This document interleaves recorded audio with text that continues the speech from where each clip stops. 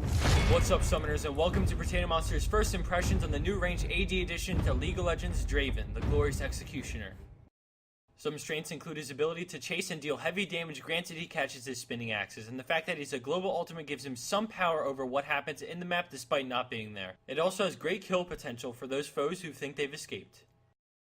In our first clip, we see Draven hanging around his turret as a Dark Binding goes down on Blitzcrank and he inches closer, but he gets gripped in and knocked up.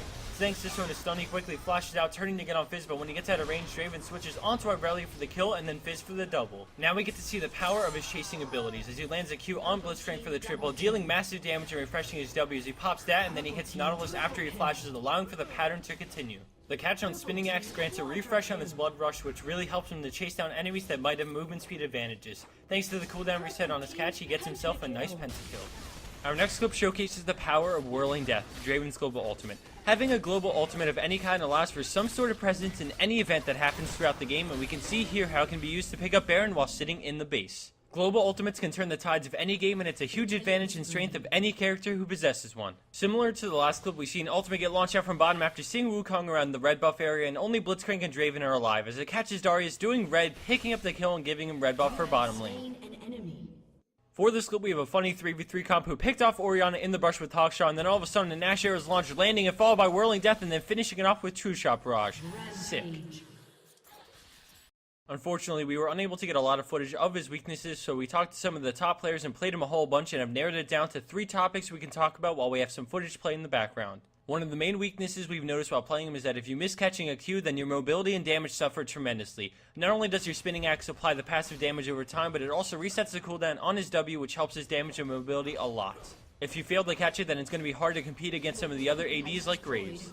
In this clip, we see Wukong emerge from the jungle and jump on the Draven, dealing heavy damage as he misses the catch, and without that up, he's left to auto-attack for damage, and as you can see, it's nowhere near good enough despite being 4-1.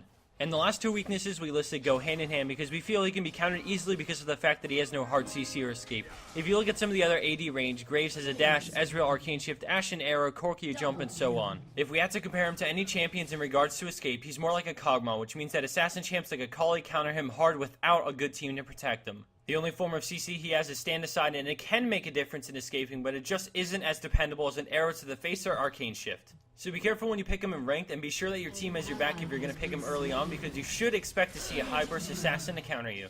Also, as an added caution, we warn you to be careful where his Q leads you to. I've seen his Q lure him too close to the enemy team, which allowed them to initiate onto him, and it cost them the game. Also, pay attention to who you're versing, because if they're skill shot based like Ezreal, then they will also be able to see where his Spinning Axe will land, and they will use this to pre-shoot skill shots. Just pay attention so that you don't give them free hits, or even worse, a pull by Blitzcrank. As an overall champion, I'd say he's really strong if you can catch his Qs and slightly below average if you miss them. He has a high skill cap, but for the majority of players that can be a weakness, so practice and practice some more to unleash his potential. Thanks everyone for watching. I hope this could help if you were on the fence about getting him, and as always, have a great week.